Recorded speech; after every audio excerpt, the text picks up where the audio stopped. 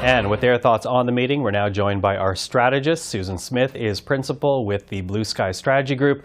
Kate Harrison is the vice chair of SUMA Strategies, and Kim Wright is principal with Wright Strategies. Hello to all of you. Hello, Michael.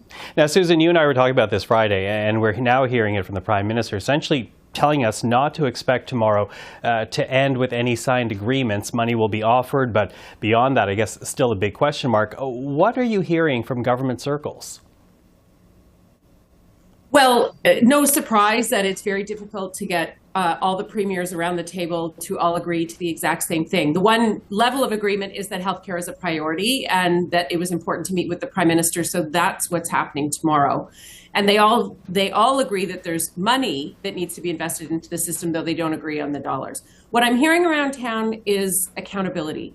You can't just throw money at something if there's no change. You can't throw money at something if we're still a country that can't count where COVID cases are, some of the problems we've had during the pandemic. Money alone isn't going to fix the number of healthcare workers and mobility in those kinds of scenarios or training. So we need some accountability, we need some coordination, and Canadians need to know that their taxpayers' dollars are going into a system that's going to deliver better results for them. So I'm optimistic in the long road. I think the Prime Minister's been smart about setting expectations that a deal isn't going to be done overnight. It's very hard to get Quebec, Alberta, Manitoba, Ontario, everybody else to all agree to the exact same thing. But I think there's a model when it comes to looking at childcare, or if you look at mental health and home care. The government's found a way to negotiate deals that enable progress in the provinces. But for me, for my dollars, I want to see results. Kate, I think it's fair to say that many were disappointed when the health ministers failed to reach an agreement last November. So if the Prime Minister is already signaling that no deal will be signed tomorrow, what do you make of calling the First Ministers together in Ottawa? Well, they're trying to demonstrate some action on this, Michael, without a whole lot of detail. A few things, in fairness, have changed since the fall.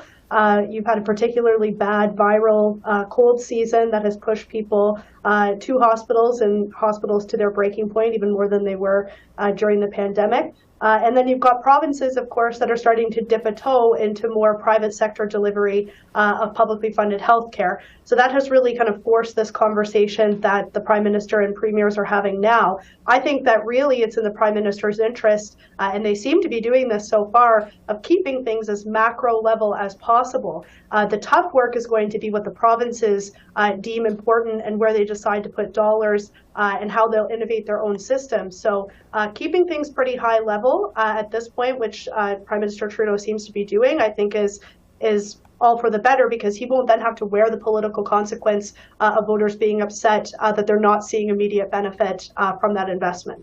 Well, it's interesting, Kim, because this does remind me of childcare, when the Prime Minister's government has essentially deployed this kind of divide and conquer technique to get deals done, rather, with each province by province by province. What does this strategy signal to you?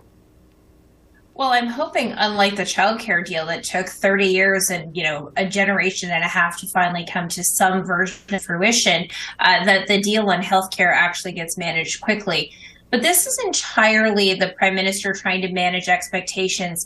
Viewers will remember that a couple of weeks ago, the Prime Minister was trying to do sidebar deals with Ontario, even going far as to saying that Doug Ford rolling out private sector and pay for better healthcare was innovative.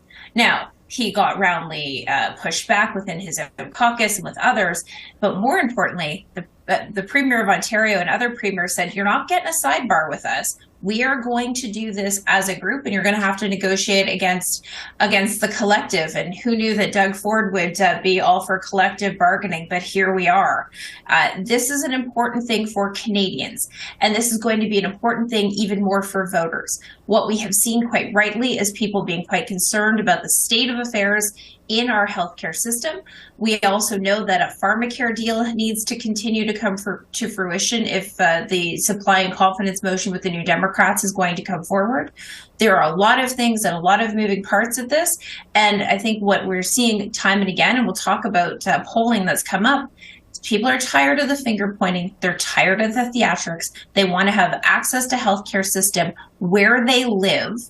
and not, half in and half out, and, half not even at all.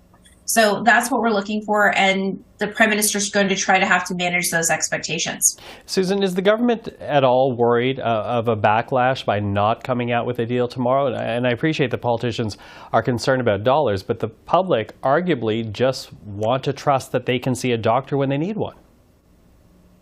And I think the public understand that it's provincial administration. When they go into their wallets and they pull out their health card, I live in Ontario, so mine's an OHIP card, and everybody understands it's the province that administers those things, and there's no such thing as an instant fix. I think but people are frustrated. I recognize that. And the provinces are actually going to have to play ball too. We have electronic record systems that don't talk to one another from province to province. That's nonsense in 2023.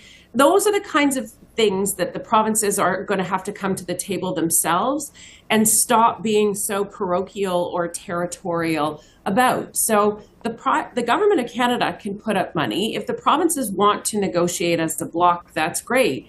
But that means Danielle Smith and the Premier of Quebec and Scott Moe, they all have to come forward and agree on what those terms will be and how quickly they can get done. You can bet in Nova Scotia, they're trying to get as many doctors as they can to deal with the ER crises that's going on. So Canadians, they know the federal government has a role in funding. They recognize, of course, that the provinces are the ones that deliver these healthcare services, and they will have no time for political grandstanding and posturing.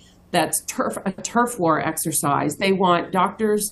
They want data to be shared. They want their healthcare system to improve so they can get the services that they want. But that's everybody dancing at the same time. Well, up against that, Kate, I'll bring you in here because there is, as you know, this new Ipsos poll that came out today.